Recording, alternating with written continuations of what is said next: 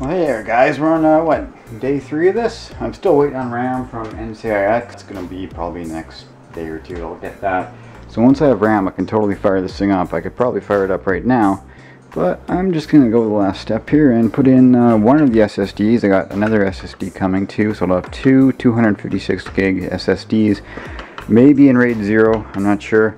And then I'll have 1 terabyte of mechanical Western Digital Black Series. So that'll be fine. And you can see all the cables here. I'm not going to totally tuck all these away or zip tie them or anything right now, because this is not the actual case the computer is going into.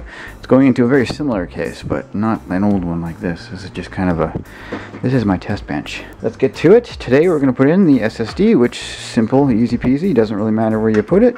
And also the GIGABYTE Radeon R9 270. Great looking card if you ask me.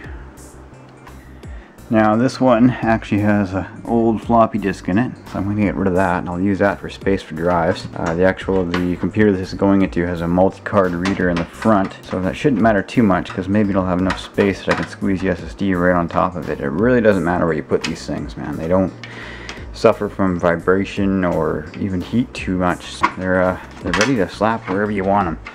And if you're lucky, you might have got one of these with your hard drive. It's just like a double sticky where you can pretty much slap this anywhere. If I wanted to put the, say the hard drive here, just peel off those sticky parts and stick it there, and then I can just attach the drive like so to the attachment.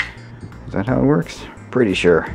I've never actually used one of these things, to be honest. We'll get rid of this floppy drive and we'll use this for temporary storage to keep the Samsung. This is an Evo 850.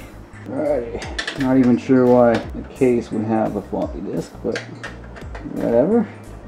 They were still popular maybe like 10 years ago, but I don't think I've ever used one in the past. So we got that out. Easy peasy, 4 screws, 2 on each side. And then I'm going to use this space to put the SSD in. Alright, so I can put the floppy in here somewhere and maybe just mount up these screw holes.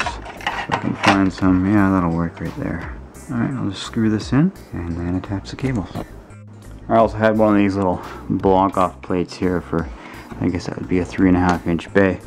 You know, it's black, it's multicolored. I really should just rip this all off and paint it, but who cares? As I said, it's just a test bench and it gets the job done. Alright, so the SSD is in. I'm going to put this one here and then the other one probably on top of it once I get it. And I'll just organize my SATA cables so I know that I have one for CD-ROM. Actually, I'm going to need 3 down here, so I'm going to use a different one for the CD-ROM if I even use a CD-ROM. And then these will all be for, or this one will all be for drives. Match up the notch on there to the notch on the back of the drive. There. Plugged in. And same with this one. Oh, now for the fun part.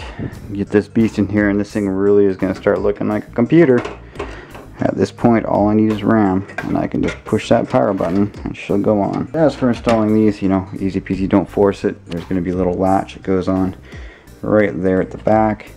And you'll notice right here too. On this one, click it down like a RAM slot and make sure it's a 16 or the PCI-E 16 that you're using. And yeah, so this PCI 16, and if you're using SLI, you might have another one down here, or Crossfire, or whatnot. And this one is an 8, I believe. And then after this is done, I just have to plug in the power. Ooh, and she clicks. So these little things at the bottom, they just clicked right in. Now I'm just going to put in some screws and power. Screws right there, we don't want this thing loose. That would be bad. And power right there. Need 2 6 pins and 1 screw. And this power supply actually has enough for to make these 6 pins 8 pins. So you could be running 2 8 pins off that. That would be one beefy card. Dun, da, da, da. And there you have it. These cables actually hit away pretty good for what they were. Like if you saw that spaghetti mess I had yesterday. I've just barely been hiding them here because, as I said, this is not the final build. But I will get some zip ties and cable manage everything, but for the most part everything is hid up away behind there and it looks, you know, tidy enough. So in the next video we're talking RAM and then we're gonna boot this thing up. Alright guys, thanks for watching and stay tuned and hope you like my videos and they're helpful. Alright, goodbye.